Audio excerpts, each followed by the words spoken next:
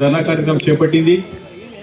ఈ యొక్క ముఖ్యంగా కాంగ్రెస్ ప్రభుత్వం మరి రేవంత్ రెడ్డి గారు పిసిసి అధ్యక్షుడిగా ఉన్నప్పుడు 100 రోజుల్లో 6 గ్యారంటీలు, 13 డిక్లరేషన్లు, 420 హామీలు ఇచ్చి మరి అధికారాన్ని చేపట్టినటువంటి కాంగ్రెస్ పార్టీ మరి వాళ్ళు ఇచ్చిన హామీలు దేవుడరు కానీ కేసీఆర్ గారు ఎంతో ప్రతిష్టాత్మకంగా చేపట్టినటువంటి ప్రవేశపెట్టినటువంటి సంక్షేమ పథకాలు, అభివృద్ధి కార్యక్రమాలను ముందుకెళ్లడంలో ఘోరంగా విఫలమైంది.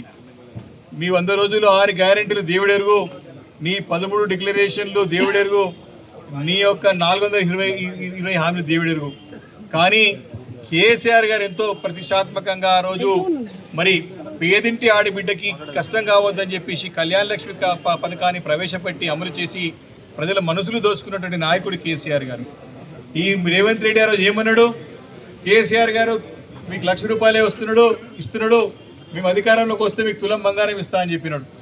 అయ్యా రేవంత్ రెడ్డి గారు, నీ తులం బంగారం ఎక్కడ పోయింది? నీ యొక్క మాకు కళ్యాణ లక్ష్మిని ఇవ్వలేకపోతున్నావు. నువ్వు హైకోర్టులో కేసు దాఖలు చేస్తే ప్రభుత్వం తరఫున పోరాటం చేయలేటువంటి అసమర్థ దద్దమ్మ ప్రభుత్వం ఈ రేవంత్ రెడ్డి ప్రభుత్వం అని చెప్పి సందర్భంగా మనవి చేస్తూ ఉన్నాను. ఇవన్నీ కూడా ప్రణాళిక ప్రకంగానే ఏ ఒక్క సంక్షేమ కార్యక్రమాలు కూడా ప్రజలకు అందించొద్దు, ఈ డబ్బులన్నీ కూడా దోచుకోవాలి, డబ్బులన్నీ కూడా ప్రాజెక్టుల పైన పెట్టుకోవాలి, దోచుకోవాలనేటువంటి ఒక దురాలోచన తప్ప ప్రజల బాగోగుల గురించి ఆలోచన చేసే నాయకుడు రేవంత్ రెడ్డి గారు కాదు. ఈరోజు చూసినట్టయితే మరి పెన్షన్లు పెంచుతామని చెప్పినారు, ₹2,000 పెన్షన్ 4,000 చేస్తామని చెప్పినారు. ఈరోజు 3 సంవత్సరాలు అవుతా ఉంది అధికారంలో ప్రభుత్వం వచ్చి. కొత్త పెన్షన్లు ఇస్తామని చెప్పి ఇప్పటికి 10 సార్లు దరఖాస్తులు తీసుకున్నారు. 19 లక్షల దరఖాస్తులు వస్తే కొత్త పెన్షన్లు ఇవ్వలేని కూడా చేతగాని ప్రభుత్వం కనపడుతూ ఉంది.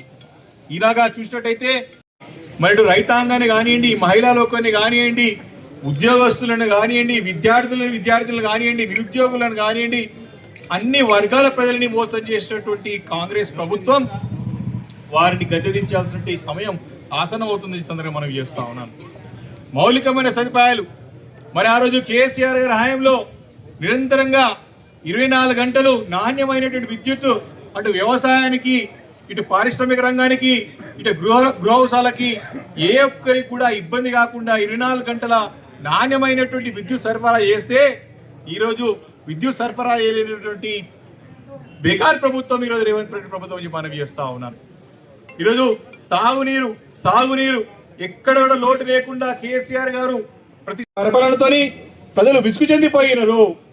కాబట్టి వీరిని గుణపడని చెప్పడానికి మరి తప్పకుండా ప్రజలలో సంసిద్ధులు ఉన్నారని చెప్పి కూడా సందర్భంగా మనవి చేసుకుంటూ, ఇది ఉండే ప్రభుత్వం కాదు, పేదల గురించి ప్రజల గురించి పట్టించుకునే ప్రభుత్వం కాదు. కాబట్టి పేదల పక్షాన, ప్రజల పక్షాన మరి కేసీఆర్ గారి నాయకత్వంలో గులాబీ జెండా ఎప్పుడు ప్రజలకు అండగా ఉంటుందని చెప్పి కూడా సందర్భంగా మనవి చేసుకుంటూ, మరియు కళ్యాణ లక్ష్మి ఛార్జీ వరకు చెక్కులు అయితే పెండింగ్ పడ్డాయో తక్షణం కోర్టుకు వెళ్ళి అపీల్ చేసి మరి ఈ యొక్క పథకాన్ని మరి కొనసాగించాల్సినటువంటి అవసరం ఉందని చెప్పి కూడా ఈ ప్రభుత్వాన్ని హెచ్చరిస్తూ ఉన్నాం. లేనట్టయితే తప్పకుండా వారి గుణపడని చెప్పడానికి కూడా సిద్ధంగా ఉంటామని చెప్పి ఈ సందర్భంగా నేను మనవి చేసుకుంటూ, అనేక సంక్షేమ కార్యక్రమాలు, అనేక అభివృద్ధి కార్యక్రమాలు పూర్తిగా కుంటిపడిపోయినాయి ఈ ప్రభుత్వంలో. రేవంత్ రెడ్డి సర్కారులో ఈ యొక్క ప్రభుత్వం పూర్తిగా అవినీతిలో కూరుకుపోయింది, డబ్బు వసూలులకు పాల్పడుతూ ఉన్నారు. గల్లీలు ఉన్నటువంటి నాయకుడి నుంచి చూసుకుంటే కాంగ్రెస్ నాయకుడి నుంచి ముఖ్యమంత్రి వారు కూడా దొరికింది దోచుకోవడమే తప్ప మరి ప్రజలకి నుంచి రాష్ట్రం నుంచి పట్టించుకున్నటువంటి పాపని ప్రభుత్వం పోతుందని చెప్పి సందర్భాన్ని చేస్తాను. కేసీఆర్ గారు తెలంగాణ రాష్ట్రాన్ని బంగారు తెలంగాణ తీర్చిదిద్దడంలో బంగారు పల్లెల్లో తయారు చేసి పెడితే ఈ కాంగ్రెస్ దుర్మార్గులు కుక్కలు ఇంపిన విస్తరాగలాగా రాష్ట్రాన్ని తయారు చేసినారు. ఈరోజు వ్యాపారస్తులు ఇబ్బంది పడుతూ ఉన్నారు, బిల్డర్లు ఇబ్బంది పడుతూ ఉన్నారు, రైతులు ఇబ్బంది పడుతూ ఉన్నారు. అందరూ ఇబ్బంది పడే పరిస్థితి ఈ ప్రభుత్వంలో దాపురించింది. కాబట్టి వారికి గుణపడడం చెప్పడానికి ప్రజలు సిద్ధంగా ఉన్నారు. ప్రజలందరూ అర్థమైపోయింది, వీరు మోసం చేసి అధికారంలోకి వచ్చినారు, ప్రజలకి అబద్ధాలు చెప్పి అధికారంలోకి వచ్చినారు.